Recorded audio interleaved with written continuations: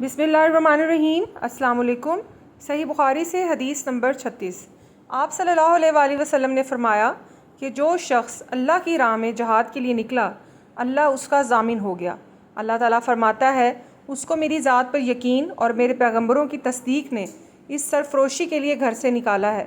میں اس بات کا ضامن ہوں کہ یا تو اس کو واپس کر دوں ثواب اور مال غنیمت کے ساتھ، یا شہید ہونے کے بعد جنت میں داخل کر دوں۔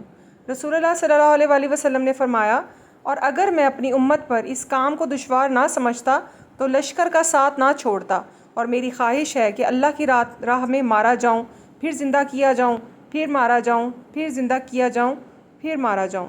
صحیح بخاری سے حدیث نمبر 37۔ حضرت محمد صلی اللہ علیہ وآلہ وسلم نے فرمایا، جو کوئی رمضان میں راتوں کو ایمان رکھ کر اور ثواب کے لیے عبادت کرے اس کے اگلے گناہ بخش دیے جاتے ہیں۔ صحیح بخاری سے حدیث نمبر 38۔ حضرت محمد صلی اللہ علیہ وآلہ وسلم نے فرمایا، جس نے رمضان کے روزے ایمان اور خالص نیت کے ساتھ رکھے اس کے پچھلے گناہ بخش دیے گئے۔ صحیح بخاری سے حدیث نمبر 39۔ حضرت محمد صلی اللہ علیہ وآلہ وسلم نے فرمایا، بے شک دین آسان ہے، اور جو شخص دین میں سختی اختیار کرے گا تو دین اس پر غالب آ جائے گا اور اس کی سختی نہ چل سکے گی۔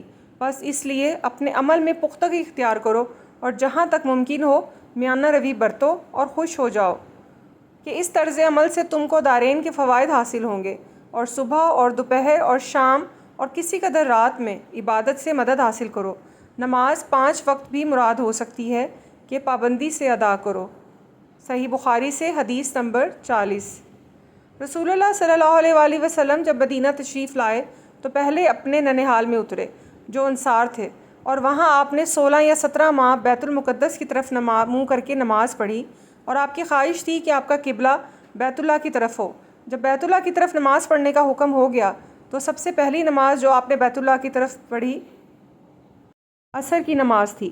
وہاں آپ کے ساتھ لوگوں نے بھی نماز پڑھی۔ پھر آپ کے ساتھ نماز پڑھنے والوں میں سے ایک آدمی نکلا اور اس کا مسجد بھی بنی حارثہ کی طرف گزر ہوا، اور وہ لوگ رکوع میں تھے۔ وہ بولا کہ میں اللہ کی گواہی دیتا ہوں کہ میں نے رسول اللہ صلی اللہ علیہ وآلہ وسلم کے ساتھ مکہ کی طرف منہ کر کے نماز پڑھی ہے۔ یہ سن کر وہ لوگ اسی حالت میں بیت اللہ کی طرف گھوم گئے، اور جب رسول اللہ صلی اللہ علیہ وآلہ وسلم بیت المقدس کی طرف منہ کر کے نماز پڑھا کرتے تھے یہود اور عیسائی خوش ہوتے تھے، مگر جب آپ نے بیت اللہ کی طرف منہ پھیر لیا تو انہیں یہ امر ناگوار گزرا۔